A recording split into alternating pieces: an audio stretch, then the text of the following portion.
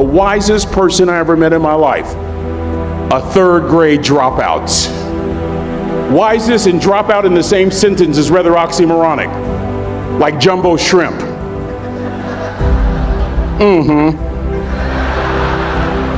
Like fun run, ain't nothing fun about it. Like Microsoft Works, y'all don't hear me. I used to say like country music, but I've lived in Texas so long, I love country music now. I hunt, I fish, I have cowboy boots and y'all, I'm a black neck redneck. Do you hear what I'm saying to you? No longer oxymoronic for me to say country music. And it's not oxymoronic for me to say third grade and dropout. That third grade dropout, the wisest person I ever met in my life, who taught me to combine knowledge and wisdom to make an impact, was my father. A simple cook. Wisest man I ever met in my life. Just a simple cook. Left school in the third grade to help out on the family farm, but just because he left school doesn't mean his education stopped. Mark Twain once said, "I've never allowed my schooling to get in the way of my education." My father taught himself how to read, taught himself how to write, decided in the midst of Jim Crowism, as America was breathing the last gasp of the Civil War, my father decided he was going to stand and be a man. Not a black man, not a brown man, not a white man, but a man. He literally challenged himself to be the best that he could all the days of his life. I have 4 degrees. My brother is a judge. We're not the smartest ones in our family. It's a third grade dropout daddy. A third grade dropout daddy who was quoting Michelangelo when he was a cook at Cal Maritime, saying to us, "Boys, I won't have a problem if you aim high and miss, but I'm gonna have a real issue if you aim low and hit." A country mother quoting Henry Ford, saying, "If you think you can or if you think you can't, you're right." I learned that from a third grade drop. Simple lessons. Lessons like these. Son, you'd rather be an hour early than a minute late. We never knew what time it was at my house because the clocks were always ahead. My mother said for nearly 30 years, my father left the house at 3:45 in the morning. One day she asked him, "Why, Daddy?" He said, "Maybe one of my boys will catch me in the act of excellence. I want to share 2 things with you. Aristotle said you are what you repeatedly do. Therefore, excellence ought to be a habit, not an act." Don't ever forget that. I know you're tough, but always remember to be kind. Always. Don't ever forget that. Never embarrass mama. Yeah. If mama ain't happy, ain't nobody happy. If daddy ain't happy, don't nobody care. But you know, I'm gonna tell you. Next lesson. Lesson from a cook over there in the galley. Son, make sure your servant's towel is bigger than your ego. Ego is the anesthesia that deadens the pain of stupidity. Y'all might have a relative in mind you want to send that to. Let me say it again. Ego is the anesthesia that deadens the pain of stupidity. Pride is the burden of a foolish person. John Wooden coached basketball at UCLA for a living, but his calling was to impact people. And with all those national championships, guess what he was found doing in the middle of the week? Going into the cupboard, grabbing a broom, and sweeping his own gym floor. You want to make an impact? Find your broom. Every day of your life, you find your broom. You grow your influence that way. That way you're attracting people so that you can impact them. Final lesson. Son, if you're going to do a job, do it right. I've always been told how average I can be. Always been criticized about being average. But I want to tell you something. I stand here before you, before all of these people, not listening to those words, but telling myself every single day to shoot for the stars, to be the best that I can be. Good enough isn't good enough if it can be better, and better isn't good enough if it can be best. Let me close with a very personal story that I think will bring all this into focus. Wisdom will come to you in the unlikeliest of sources, a lot of times through failure. When you hit rock bottom, remember this: while you're struggling, rock bottom can also be a great foundation on which to build. and on which to grow. I'm not worried that you'll be successful. I'm worried that you won't fail from time to time.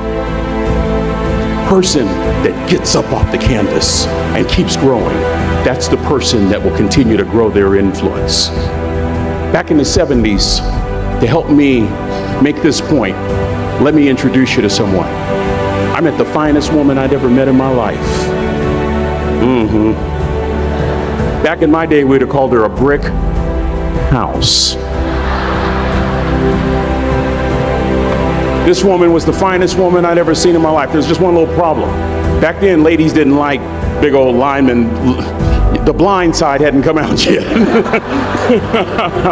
They like quarterbacks and running backs. We're at this dance, and I find out her name is Trina Williams from Lompoc, California, and we're all dancing, and we're just excited. And I decide in the middle of dancing with her that I would ask her for her phone number. Trina was the first one. Trina was the only woman in college who gave me her real telephone number. The next day, we walked to Baskin & Robbins ice cream parlor. My friends couldn't believe it. This has been 40 years ago, and my friends still can't believe it. We go on a second date, and a third date, and a fourth date. We drive from Chico to Vallejo so that she could meet my parents. My father meets her.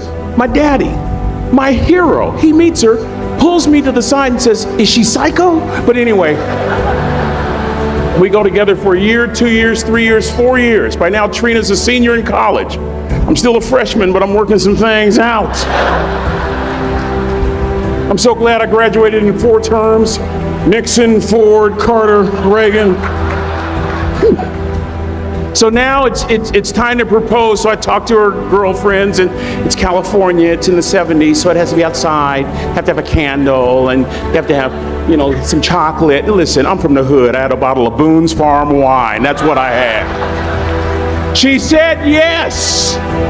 That was the key. I married the most beautiful woman I'd ever seen in my life. Y'all ever been to a wedding, and even before the wedding starts, you hear this? How in the world? And it was coming from my side of the family.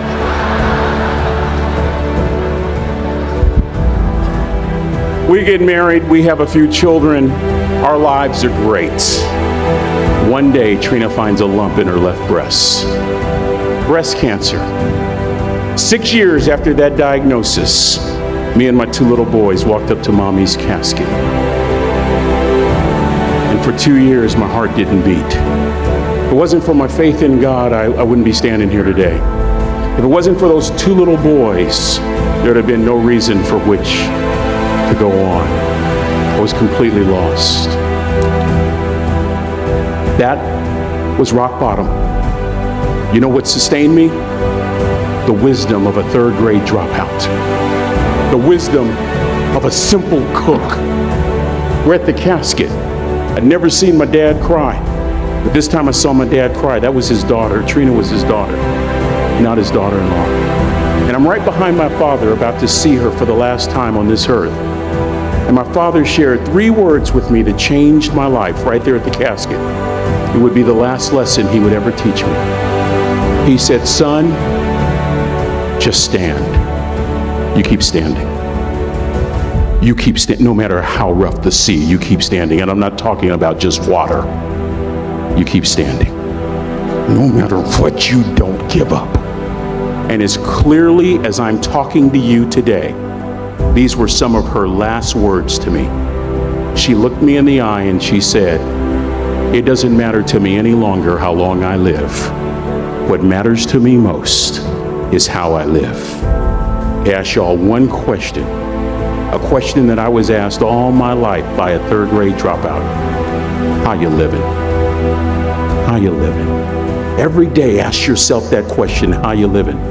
Here's what a cook would suggest you to live this way. That you would not judge, that you would show up early, that you'd be kind, that you'd make sure that that servant's towel is huge and used, that if you're going to do something, you do it the right way. That cook would tell you this, that it's never wrong to do the right thing. that how you do anything is how you do everything. And in that way, you will grow your influence to make an impact. In that way, you will honor all those who have gone before you, who have invested in you. Look in those unlikeliest places for wisdom. Enhance your life every day by seeking that wisdom and asking yourself every night, how am I living? May God richly bless y'all. Thank you for having me here.